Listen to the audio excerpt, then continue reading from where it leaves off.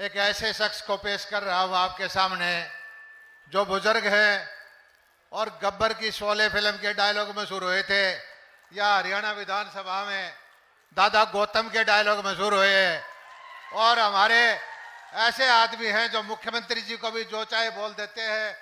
और भाई एक भाव के सच्चे हैं, किसान के साथी हैं, मेरे ऊपर आशीर्वाद है। मैंने इनसे प्रार्थना करके कहा था कि दादा थोड़ा सा सुख शांति से रहियो, डायलॉग ऐसा ना मार दियो को रोड़ा पड़ जावे। तो यही प्रार्थना करता हूं, ताली बजा के दादा गौतम का स्वागत करता हूं।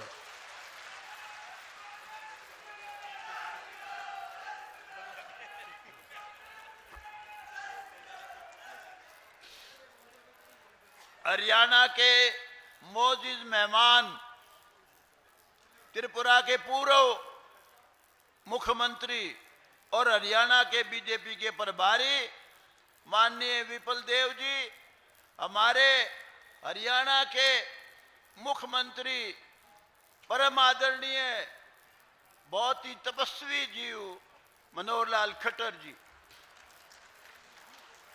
मेरे हर दिल अजीज बहुत ही प्यारे साथी नायब सिंह सैनी जी, जो इस पार्टी में जब से आए हैं एक अलग से ही माहौल बन गया। ऐसा लगने लगा कि पार्टी को बहुत ही ज्यादा बल मिला है इनका आने से। कुरुक्षेत्र के मेंबर पार्लियामेंट हैं और उनके अलावा जो जिन्होंने ये आज जलसा बुलाया है, मेरे बहुत ही लाडले कालजे का टुकड़ा भाई जेपी दलाल जी, कृषि मंत्री, और रणबीर गंगवा जी, बनवारी लाल जी, यहाँ के आपके एमपी चौधरी धर्मवीर जी तालवा वाले, डीपी वत्स जी, भाई रामचंद्र जांगड़ा जी, कौन कौन रह गए भाई, सुभाष बराड़ा हार तो गया पर चलो बैठे, अच्छा है, ऋषि वाल्मीकि के वंशज बिशंबर जी और सोमवीर सांगवान जी दुपड़ जी, और सभी मान के योग स्टेज पे बैठे हुए बुजुर्गों, नौजवान दोस्तों, माताओं, बहनों, प्यारे प्यारे बच्चों, भाई आज का दिन बहुत ही खुशी का दिन है। आज हम ऐसे आदमी का जन्मदिन मना रहे हैं जो हिंदुस्तान का किसान का सबसे बड़ा नेता, अपने काल का चौधरी चरण सिंह,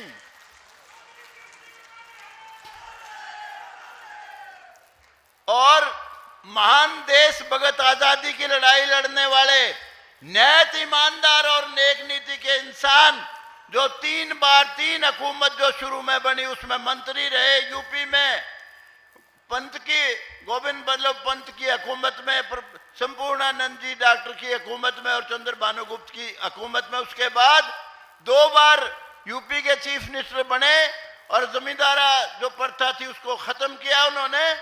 और भाई किसान के सबसे बड़े शुभचिंतक थे, जब वो जेल में थे, इकोनॉमी ऑफ इंडिया और किसानों के बारे में किताब लिखी, बहुत पढ़े लिखे, एमए एलएलबी वकील बने, उसके बाद कांग्रेस पार्टी में चले गए, 3 बार जेल काटी और भाई अंत में होम मिनिस्टर बने देश के। आजादी की 2 बार लड़ाई लड़ी चौधरी चरण सिंह ने, पहले अंग्रेज के खिलाफ लड़े, उसके बाद जब इंदिरा गांधी ने देश को गुलाम बना दिया था, सिविल राइट्स खत्म कर दिए थे, इमरजेंसी लगा दी थी, तो 19 महीने जेल काटी। और जो आज चौधरी देवीलाल हैं, उनका बहुत बड़ा बनाने में हाथ चौधरी चरण सिंह का है। ये बात शायद बहुत लोग नहीं जानते। चौधरी बंसीलाल ने 1972 में यहां आपकी धरती पे चौधरी देवीलाल को हराया था। चौधरी भजनलाल को 1972 में चौधरी भजनलाल ने भी हराया था। इसके बाद हम भी टिकटार्थी थे 77 में, हम गए थे तो उस वक्त चौधरी साहब के पास केवल 11 में से 3 मेंबर थे चौधरी देवीलाल के पास, और चौधरी चरण सिंह ने विटो इस्तेमाल करके उस वक्त बीजेपी को कहा मैं मेरा हल्दर वापस ले लूंगा, सभी को कहा और चौधरी देवीलाल को मुख्यमंत्री बनाया। चौधरी देवीलाल अगर मुख्यमंत्री नहीं बनते तो इतने बड़े नेता हरियाणा के नहीं बनते। सबसे बड़ा योगदान चौधरी चरण सिंह का है। और उसके बाद मुझे दुख आता है, उनका बेटा उनके वंश को खत्म करने के लिए यूपी में चला गया, वहां के उसके खिलाफ आदमी को राज्यसभा का मेंबर बनाया, सारा हरियाणा का पैसा बहा दिया उस खानदान को मटेने के लिए। तो भाई चौधरी चरण सिंह कोई साधारण आदमी नहीं थे। एक बात लोग कहते थे उस वक्त 77 में जब चौधरी साहब शुरू में होम मिनिस्टर बने मुरारजी भाई की हुकूमत में, उस वक्त आम लोग ये कहते थे देश के सबसे बड़े नेता अटल बिहारी वाजपेयी, चौधरी चरण सिंह, लाल कृष्ण आडवाणी, हमारे वो दलितों के सबसे बड़े नेता बाबू जगजीवन राम जी, और उधर आपके उड़ीसा के बड़े नेता, बड़े बड़े नेता, वोट जिनके पास था वो सारे इसी पार्टी में थे। लेकिन कुछ लोगों ने बहका के सत्यानाश करा दिया, वो सरकार तुड़वा दी। उसके बाद इंदिरा गांधी आ गई, वरना इंदिरा गांधी नहीं आती। 5 साल तक इंतजार करने के बाद सरकार बड़ी जबरदस्त चलती। ये उन दोनों में आम चर्चा थी। चौधरी चरण सिंह के बारे में जितना कहूं उतना ही थोड़ा है। गरीब थे और गरीब ही मरे और किसान की चिंता में मरे, और किसान के लिए जो चौधरी चरण सिंह ने किया है वो किसी ने नहीं किया। उनके काल के सबसे बड़े नेता थे चौधरी चरण सिंह, और उनका दिन राष्ट्रीय किसान दिवस के तौर पे मनाया जाता है। भाई दूसरा मैं जिसके आज आया हूं जयप्रकाश दलाल के लिए, मैं आपके हल्के से इंक्वायरी करता रहूं, मेरी रिश्तेदारियां भी हैं और मेरे बहुत आदमी है यहाँ। जो काम जेपी दलाल ने यहाँ किया है चौधरी बंसीलाल के बाद किसी ने भी नहीं किया। नहरों में जो चौधरी बंसीलाल ने बनाई थी उसमें वो गादड़ बोला करते, बहुत जबरदस्त गाद थी। 300 करोड़ रुपए मुख्यमंत्री जी से दिलाए यहाँ, और भाई आज खूब पानी है आपके। और जितनी भी ये यूनिवर्सिटियां हैं, HAU है, लुआस है, हॉर्टिकल्चर का है, गिगनाव में और अनेक काम इसने इतने किए जो आज तक किसी ने नहीं किया आपके हल्के के। और सबको एक नजर से देखता है, भेदभाव नहीं करता है, बहुत ईमानदार और नेक नीति का इंसान है। भाई जो भाई मेरे से प्यार करते हो, मेरे भाइयों अगली बार किसी वेश में आओ, इसने बना दियो, मेरा बहुत प्यारा आदमी है। बताओ बनाओ तो हाथ खड़े करो सारे भाई, ये माताएं बहनें भी। तो भाई बहुत काम किए इसने, मैं ज्यादा नहीं कहना चाहता।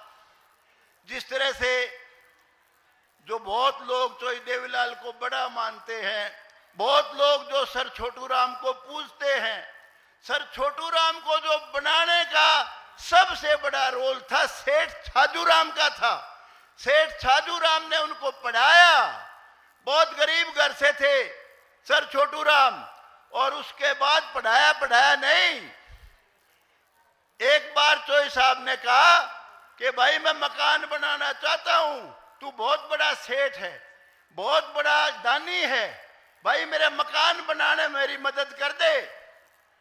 तो उन्होंने कहा चौधरी साहब मेरी जो नीली कोठी मैंने बना रखी है ये ले लो, मैंने आपको दे दी। मेरा इस कोठी से सेठ छाजू राम का वो रेस्ट हाउस था। जब वो कलकत्ता से चलते थे, ईंटों की सड़क हुआ करती थी, वो जब दिल्ली से चलते तो बीच में आराम करते थे, वो रेस्ट हाउस था। लेकिन उनका बड़ा बेटा वो गुजर गया था, उनको बड़ी चोट लगी थी, कहने लगे भैया मेरी नीली कोठी ले ले। आज भी उस कोठी पे प्रेम निवास लिखा हुआ है जो सेठ छाजू राम का बेटा था। तो भाई जो रोल चौधरी देवीलाल को बनाने के लिए बांट ली थी स्टेट्स, चौधरी साहब को दे दिया यूपी, बिहार, और तीसरा दिया था हरियाणा, और बीजेपी ने ले लिया था MP, हिमाचल प्रदेश, दिल्ली और आपका एक और स्टेट थी, भूल जाता हूं। तो भाई मेरा कहने का मतलब ये है, अब ज्यादा समय, मनोहर लाल खट्टर जी कह रहे ज्यादा समय ना लो भाई, कोई बात नहीं। अब भाई मैं इस उम्मीद के साथ जा रहा हूं कि मेरी बात को मानोगे, और मैं भाई किसी पार्टी के लिए नहीं आया हूं, मैं जेपी दलाल के लिए आया हूं। इसने मेरी बहुत इज्जत की है, जो मैंने कहा इसने वही काम करे है मेरे भाइयों। तो इसलिए आपसे हाथ जोड़ के प्रार्थना करने आया हूं, इसकी मदद करियो, और ये किसी हाल में भी किसी बेस में भी आवे, इसने जिता दियो मेरे भाइयों। धन्यवाद।